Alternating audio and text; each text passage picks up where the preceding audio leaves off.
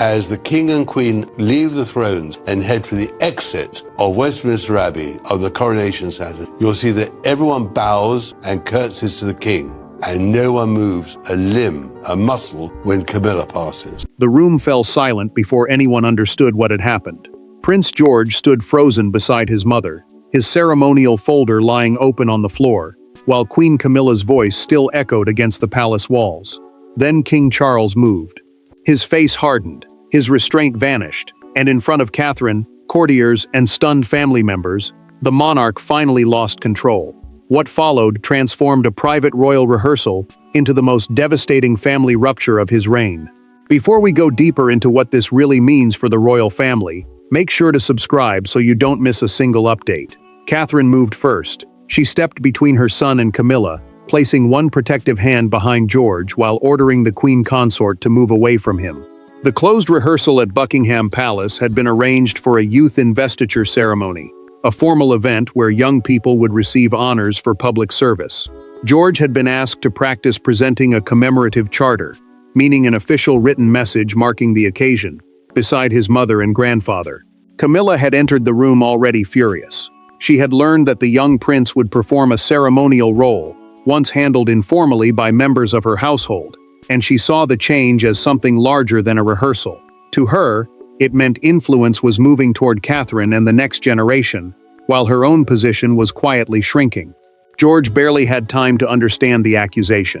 Camilla struck the folder from his hands, gripped his shoulder, and demanded to know why he was being pushed forward before he had earned his place.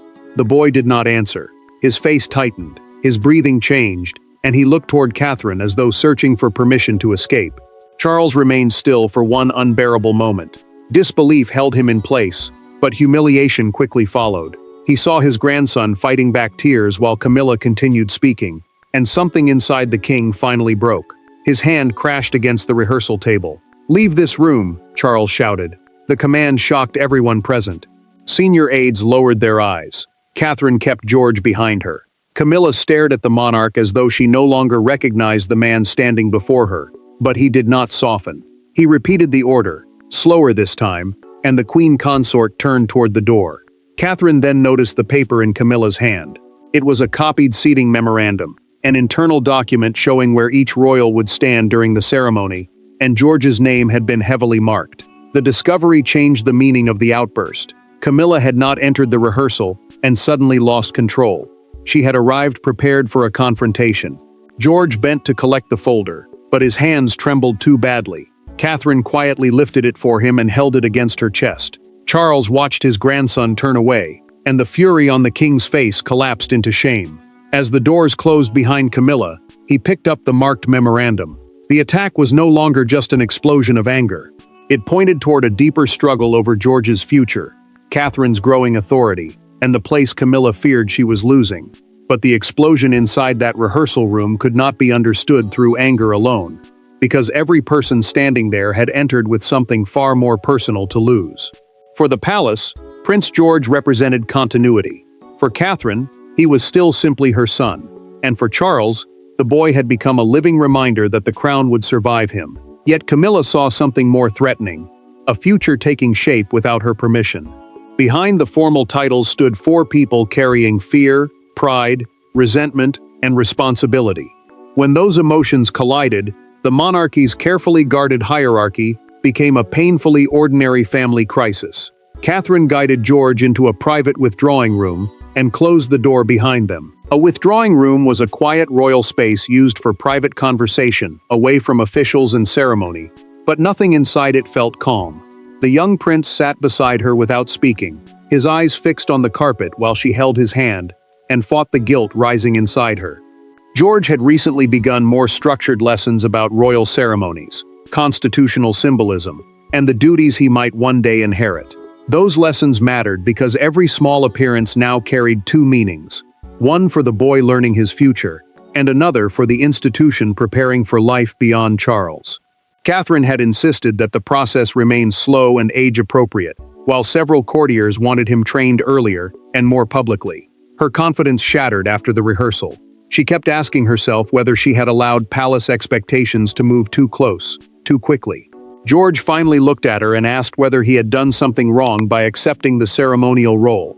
Catherine immediately knelt before him and told him the anger had never belonged to him. He had followed instructions. He had trusted the adults around him. They were the ones who had failed. Charles entered expecting fury. Instead, he found his grandson silent and his daughter-in-law struggling to remain composed. The king began to apologize, but George interrupted with a question that stopped him completely. Why did Camilla seem to hate me? Charles could not answer at once. The monarch had spent years balancing family feeling against royal duty. Yet this was no dispute over schedules or rank. His wife had directed her resentment toward a child, and the boy was now searching for a reason. William received the news by telephone moments later. The prince demanded the names of everyone present and asked who had allowed Camilla access to the rehearsal. He made clear that this was not a private disagreement. It was a breach of trust involving the heir's household, meaning the family and staff responsible for protecting the direct line of succession. Catherine then pressed Charles for the truth. The king admitted that Camilla had questioned George's growing prominence several times before. She had complained during private conversations and challenged his new duties, but he had dismissed her words as insecurity rather than danger. That confession changed the room. Catherine asked exactly when the resentment had begun. Charles lowered his eyes. The answer led back to one ceremony, one private exchange, and the moment Camilla decided George had become a threat. The attack did not begin in the rehearsal room. Its first spark had appeared months earlier, beneath smiles, polished protocol, and applause. During a private ceremony at Windsor Castle, Prince George received an honor that seemed harmless to everyone except Camilla. She watched Charles praise the boy's sense of duty, watched Catherine stand proudly beside him, and heard one sentence that changed everything. From that afternoon onward, the queen consort no longer saw a child. She saw her own influence disappearing. Months earlier, the family had gathered for a closed ceremony marking the transfer of several youth patronages into a program linked to Catherine and George's future household. A patronage is a formal royal connection to a charity or public cause, and the arrangement was meant only as symbolic preparation. The boy was not being given real power. He was being introduced slowly to the duties that would one day shape his life. Catherine understood why that distinction mattered. She had fought to keep George's role limited, knowing that public expectations could turn childhood into obligation. Yet the palace briefing described him as representing the continuity of the sovereign's public mission, language that made the moment sound far larger than a family lesson. Charles saw reassurance in those words. Camilla heard replacement. The tension hardened during the reception. Charles placed a hand on George's shoulder, adjusted his ceremonial medal, and told a small group, "One day, this will all be safest in his hands." The king spoke with pride, not cruelty, but Camilla heard the sentence from the doorway. She lifted her glass and did not drink. Across the room, Catherine noticed the queen consort's face change before she quietly left without saying goodbye. Camilla confronted Charles later that evening in a private sitting room. She accused him of treating her as temporary, while openly celebrating a future in which she would have no place. The monarch tried to reassure her, but he refused to withdraw his praise or reduce George's role simply to calm her fear. That refusal cut deeper than he realized. She felt rejected as a wife and weakened as the woman standing beside the throne. Her resentment then became methodical. Camilla began requesting briefing papers covering George's ceremonial appearances, claiming her household needed them for coordination. Those papers were internal schedules and instructions used to organize royal duties, but several returned with handwritten objections, questioning whether the boy was being elevated too quickly. Catherine discovered the notes during a routine review. She recognized the same language months later on the copied rehearsal memorandum, and the truth became impossible to ignore. The attack had not been sudden. It had been forming in silence, page by page, grievance by grievance. Charles finally understood how long the anger had been growing, but Camilla had already returned to defend herself, and the family's private fracture was about to become a direct confrontation. Catherine did not raise her voice when Camilla returned. That made the confrontation more dangerous. With George removed from the palace, and Charles standing between them, the Princess of Wales closed the drawing room door and demanded an explanation. No aides remained. No private secretary could soften the language. One woman spoke as a mother whose child had been frightened. The other answered as a queen who believed the future monarchy was erasing her while she was still inside it. Catherine had asked for the meeting before any official response could begin. A private secretary is a senior royal aide who manages duties, communication, and sensitive decisions. But even that layer of control had been removed. George had already left with a trusted member of her household, and the king reluctantly agreed to face the crisis in private.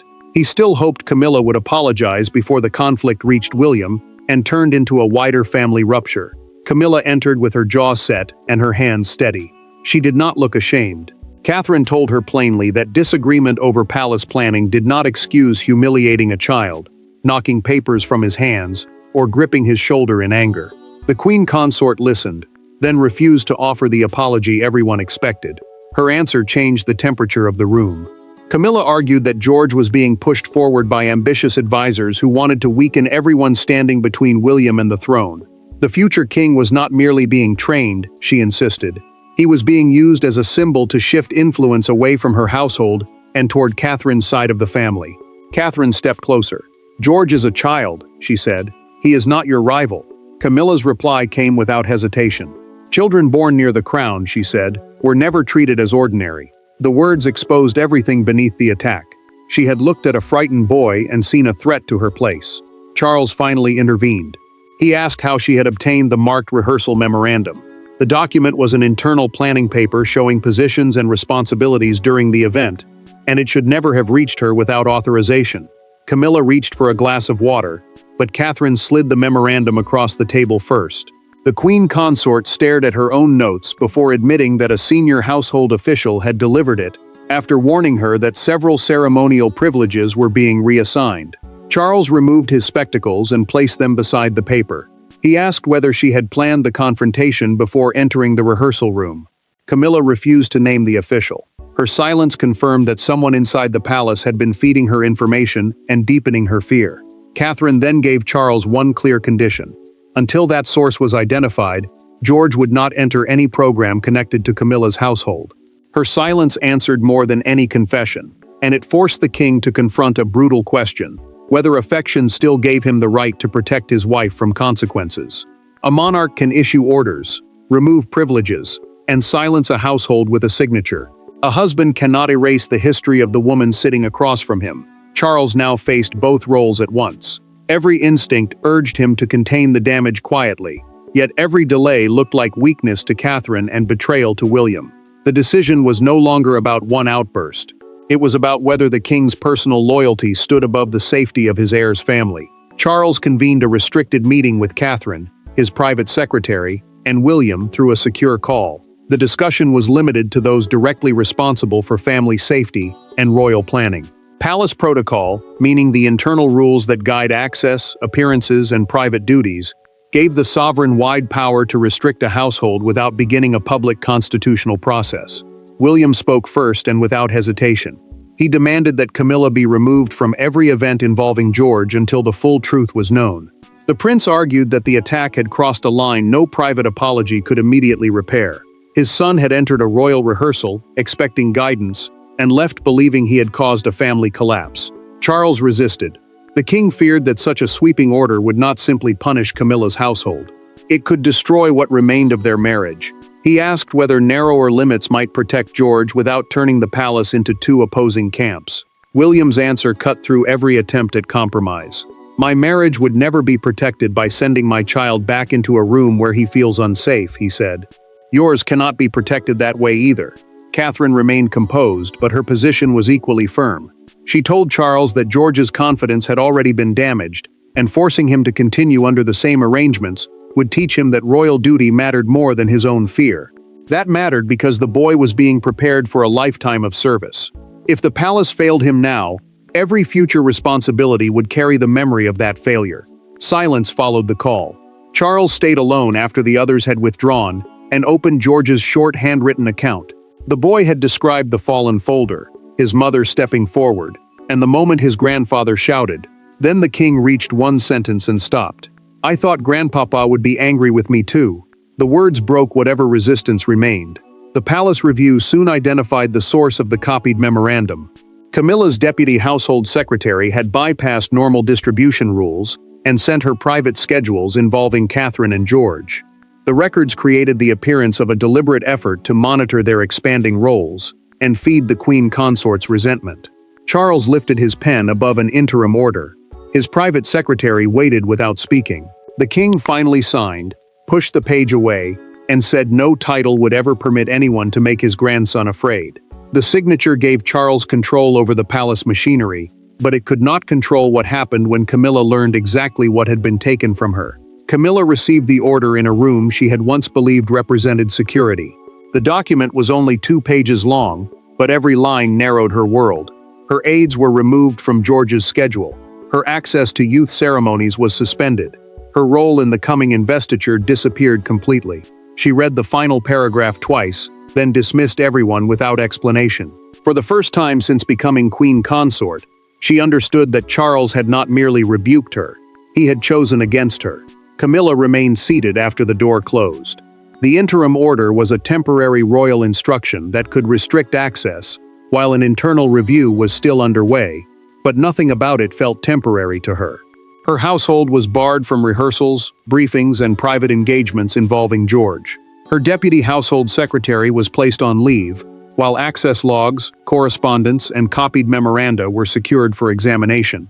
Humiliation reached her before the public knew anything. She saw Catherine and William's influence in every restriction, and she interpreted the order as proof that they now held greater emotional authority over Charles than she did. The queen consort had feared being pushed aside. Now the king's signature seemed to confirm that fear. Charles entered her private rooms without an aide. He asked her to apologize directly to George, not through a written statement, and not through palace staff. The monarch wanted the boy to hear that the attack had been wrong, and that none of the blame belonged to him. Camilla's anger returned. "You have already judged me," she said. "You only want words that will make the judgment look merciful." The king answered that mercy was not the issue. His grandson had been frightened, and she had still refused to name the official who fed her private information. He could not protect her from consequences while she continued protecting the machinery behind the attack. Camilla said nothing more. Charles paused at the door after their conversation, waiting for her to call him back. Silence held. He lowered his head and walked away, leaving a distance between them more powerful than any shouted argument. The suspended official soon gave a documented account during the palace review. He admitted that Camilla had repeatedly asked whether George's new duties would eventually absorb charitable roles assigned to the queen consort. The confession showed that her fear had not appeared in one reckless moment. It had grown through repeated questions, private objections, and constant monitoring. Catherine received the review summary and found George's name across several internal complaints. The discovery confirmed that the rehearsal attack was only the visible end of a sustained campaign. Camilla sat alone beside an untouched tea tray. She removed a bracelet Charles had given her, placed it inside a drawer, and left the drawer open. Then the unexpected happened. Despite William's fury, George asked to speak privately with his grandfather. The next decisive voice would not belong to the king, the queen consort, or the Prince of Wales. It would belong to the boy everyone had been fighting over. Prince George did not ask for punishment. He did not demand that Camilla disappear, nor did he speak with the anger surrounding him. Sitting alone with Charles, without parents, advisors, or palace officials, the young prince revealed what had frightened him most. It was not the fallen folder or the queen consort's raised voice. It was the possibility that the family would split apart because he had accepted a duty. In that quiet confession, the future king showed more restraint than the adults around him. George had asked for the meeting himself.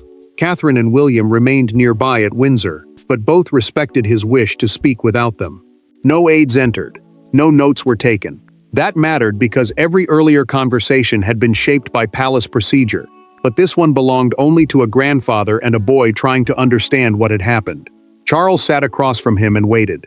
The king expected fear, perhaps anger, yet his grandson spoke first about the family. He admitted that he was still frightened of facing Camilla, but he did not want the monarch to believe that protecting him meant he had to stop loving his wife. The words struck Charles harder than accusation could have. He realized George had been carrying guilt for a fracture created entirely by adults. The boy had accepted one ceremonial duty, and now he feared that decision had broken a marriage and divided the palace. Charles leaned forward and told him the truth. Protection was not a choice between people. Love did not excuse harm, and consequence did not erase love. He promised that George would never again be placed in a room where his safety depended on an adult controlling their anger. George then placed the recovered ceremonial folder on the table between them. Charles reached for it, but the boy kept one hand on the cover. "I still want to do it," he said.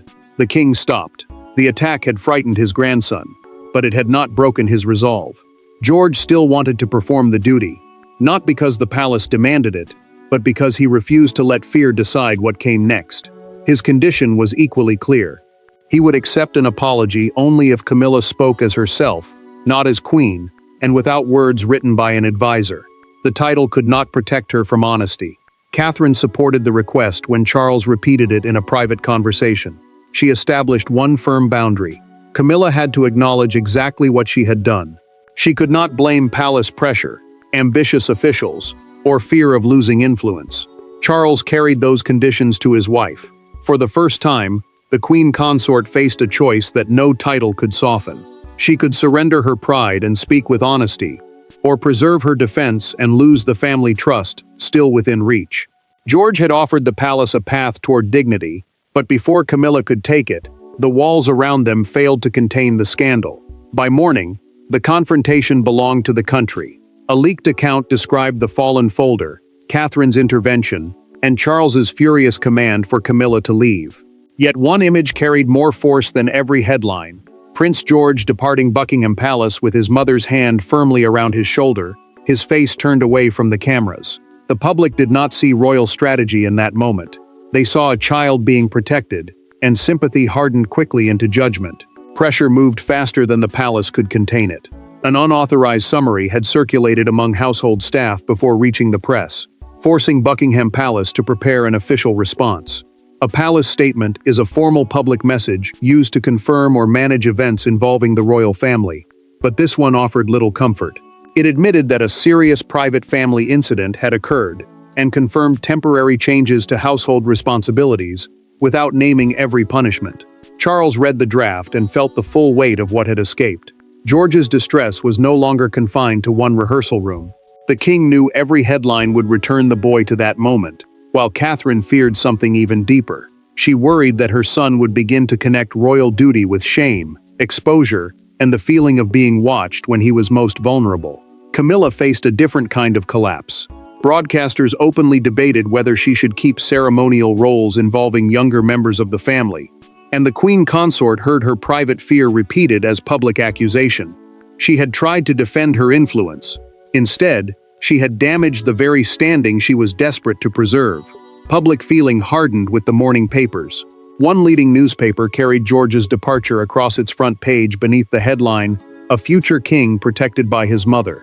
Outside Buckingham Palace, crowds gathered near the gates and left handwritten cards for the young prince.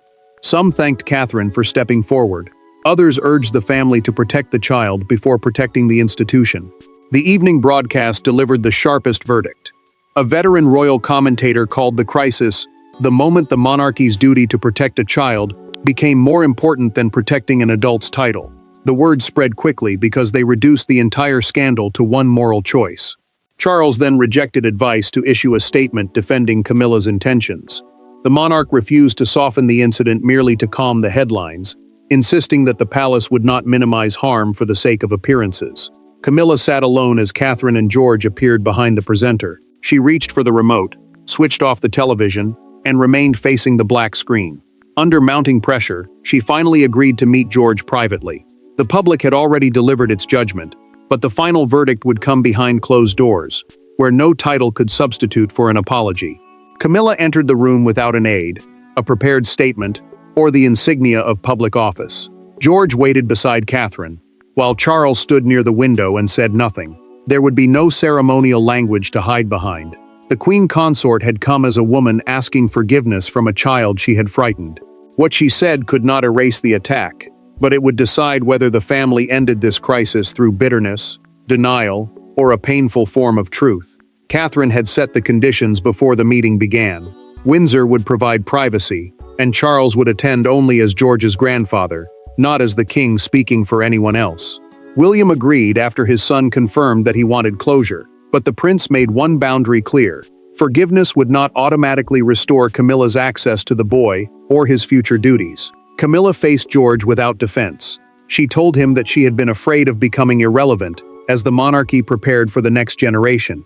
That fear had turned into resentment, and the resentment had become cruelty towards someone who had done nothing wrong. The queen consort did not blame advisors, palace pressure, or the copied memorandum. She named her own actions and accepted the shame attached to them. George listened quietly. He accepted the apology, but he did not pretend that trust had returned. The young prince said he needed time before attending private family events with her again. Catherine supported him immediately, showing that forgiveness did not mean surrendering the boundaries that kept him safe. Charles then delivered the consequence. The interim order became permanent, meaning Camilla's household lost all authority over George's ceremonial planning. She also withdrew from youth-focused royal engagements for the rest of the year. The king told his wife that their marriage could continue only if she accepted one truth: his duty to protect his grandson would never be negotiable. George still completed the investiture ceremony beside Catherine. An investiture is a formal event where honors or official responsibilities are presented, but for the boy it now carried a deeper meaning. When he lifted the commemorative charter, Charles watched from the front row with pride and visible remorse. The crisis left a final verdict. The monarchy could not demand discipline from the country while excusing harm inside its own family. Charles's greatest failure was not losing control in the rehearsal room. It was ignoring the warning signs before the attack. His final decision restored authority because he placed accountability above affection. Camilla emerged diminished but not destroyed. Catherine became the clear protector of the next generation. George learned that courage did not mean pretending he had never been afraid. After the ceremony, Charles asked whether he was all right. The boy looked toward his mother, then back at his grandfather, and said he was ready to continue. The king placed a gentle hand on his shoulder and walked beside him rather than ahead. The family did not return to what it had been. It moved forward with firmer boundaries, earned forgiveness, and one lasting truth: the crown is strongest when it protects the person beneath it. Thanks for watching. Please don't forget to like and subscribe, and we will see you in next one.